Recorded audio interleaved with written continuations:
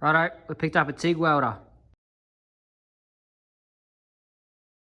Hey guys, and welcome back to the 500cc off-road lawnmower build. Now that we have a TIG welder, we can TIG weld the airbags and get them plumbed properly. What I mean by that is we can actually weld on a boss fitting to get this thread down into the airbag a bit more. So I picked up a couple of these a fair while back because I knew we were going to get a TIG at some point, and we can weld that sort of nipple fitting on the end. So TIG welding is very tedious from what I've done. So I'll show a little bit. It's very time consuming, so I'll show a little bit and then we'll skip through most of it. So I'll try and make it as fun as I can.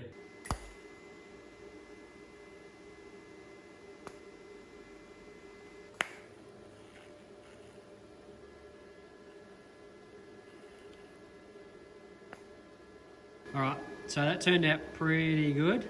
You can see it there. Not too bad. Now, trying to get this in on an angle, sort of angle, is very difficult. So you're limited because of these posts as well. And I don't know if it's right to do, but I have been drying it with a wet cloth, just drying around and then wire wheeling it and then acetoning it again, just to make sure that it's clean again. And it's very tedious. So we've got 4 more of these to do. Adapt our little fitting. So that screws down much better. Hopefully our welds won't leak.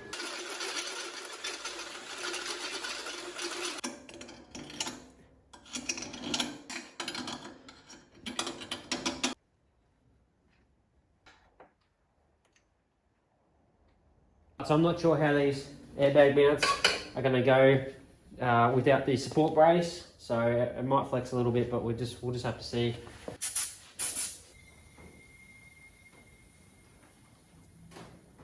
A little bit of a leak, but probably not that much. Anyway, get it re-welded and put back in. So these things just take time. I mean, the top fitting, mind that, it's actually just leaking now. I've just got to put some sealer on the thread. But everything else is holding air. This is about the 8th time I've pulled it out, back in, you know, welded up a little bit, and then you find another little one that wasn't leaking before, and then it leaks now, sort of thing. So we can go up. Always get nervous. I don't know why. I just feel like an airbag's gonna blow out or something.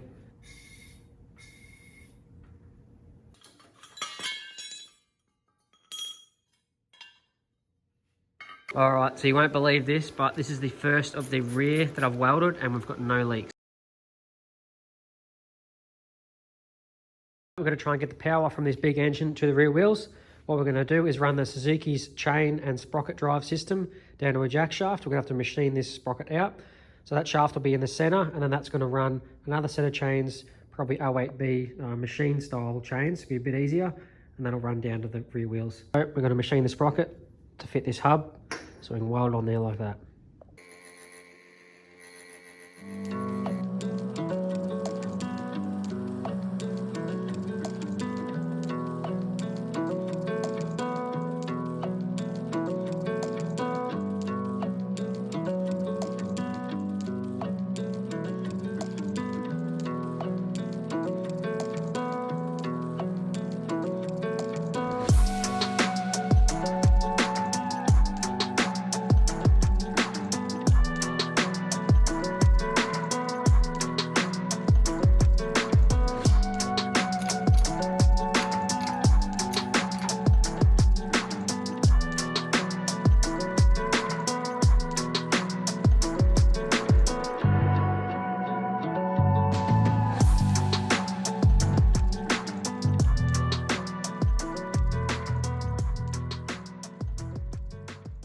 Now, I gotta say, second time at doing TIG welding since probably year 8 in high school, which is, I mean, probably 12 years ago. So pretty damn good. But this machine really is bang for your buck. I mean, $220 on eBay delivered. Really is a really good machine. I have tried flipping around the earth clamp. A couple of people have mentioned about flipping that around to get a better finish weld, but I did that and it just seemed to spark a lot and not actually try and penetrate and get the weld going. So I think we're leaving it as that. All right, so it's all back together, completely suspended off the ground. Let's tackle the drivetrain.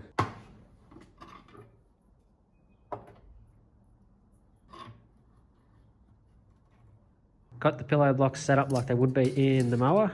So 300 mil, face to face, and that will give us our measurement of our shaft, of how long we need that to be, and exactly 305 mil.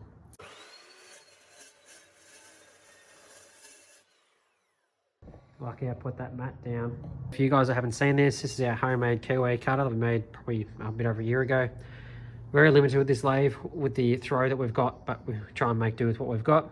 So pretty much cut the part, and then we've run out of space, so we've got to slide it forward, and we don't want to lose our center, because if we're slightly out, it's going to throw the whole keyway out. So I come up with this little block system a while back, and that just gives us a true sort of 0 degrees. We can find all that, level the bench up, everything's nice and level.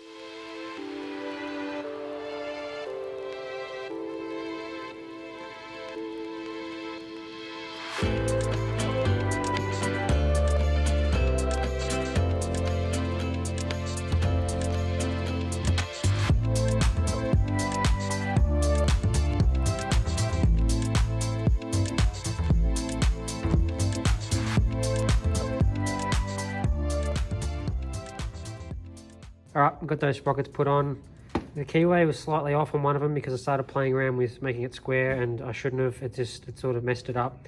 So we've got that fixed, got it pressed on. Pretty good being able to do this at home, not having to send it out to get it done by a machine shop.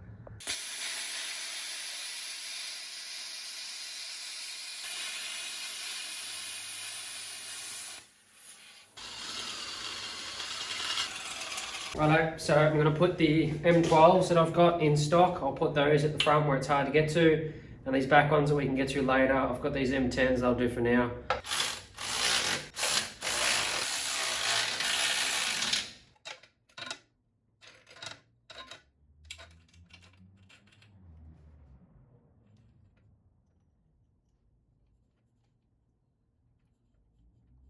As you can see, we do need a sprocket to tension the top part and also tension the bottom.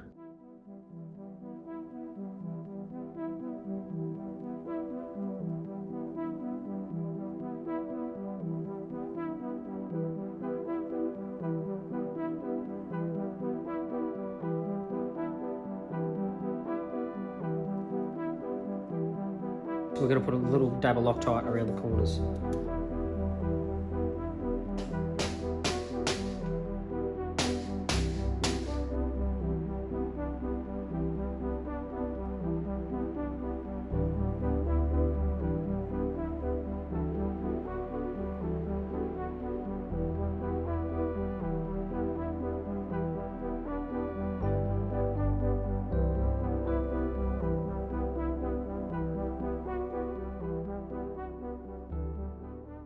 Righto, so we've got this thing all nice and assembled. It works really well. The bearing inside is a used one, and it's a little noisy, so I'm going to replace that at some point. It's just one I had laying around in a bolt box. But it was actually quite hard to use this, I don't know what you call this, anyway, use that because I kept wanting to spin. I think the taper or something might be a little bit worn. So now we have to attach it like so, and as you can see, it does clear that mount, and that's just how little clearance we're working with.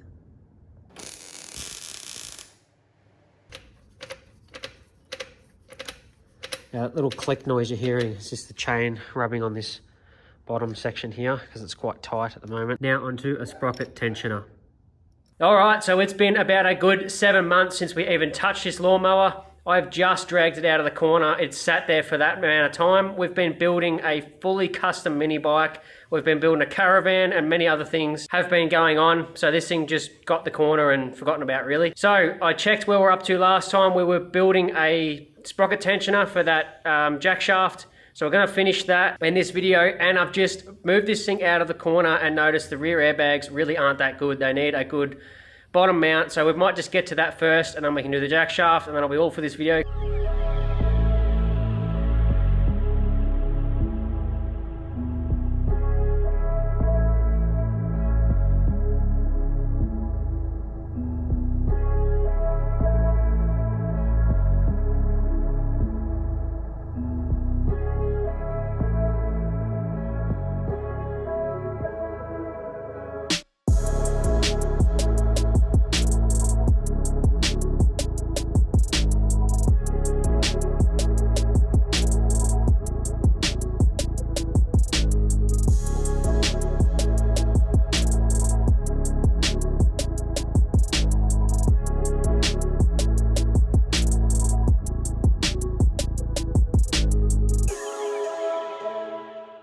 Right, so just tightening it up now. And the only thing I'm noticing is that we are going to need to take a few links out of the chain because I've shortened the path a little bit. So there's still a little bit to go up here, a little bit of slack. So once we take a couple of links out, I'm not going to play with it now because I want to fine adjust this thing, but it'll come away just from the top a bit more. And I put a lock nut there just so we can lock it off. We'll put one on this side, and we'll also put a little stopper over here on this side. Now I had to cut off this really crappy engine mount. It took forever to get this thing in place, but we've done that now. I've notched this tube up the top here. Where is it? Up there. For the steering, as you can see, has made a ton more room, and I'll have to get rid of this dodgy mount. Once I strip the frame, I can actually get in there, but yeah, this side was very difficult, so I've still got to do a bit of sanding. Righto, so with the first part of the jack shaft finished, I'm going to end this video here because it's getting quite long and it has been quite some time since I updated you guys on the mower build. Now, I know machining sprockets and hubs and stuff can get quite boring and quite repetitive, but we've only got one more section to do, and that is from the jack shaft down to the CV spool. We'll have to do one little tensioner in between, and that'll be it for this thing. If you're still watching around this part of the video, thank you guys for watching. If you like the video and you like this build, definitely leave a comment down below. I'd like to hear what you think. And about 80% of you viewers are not subscribed to the channel or don't have your notification bell turned on. So make sure you guys do both so you don't miss out. I'll catch you in the next one.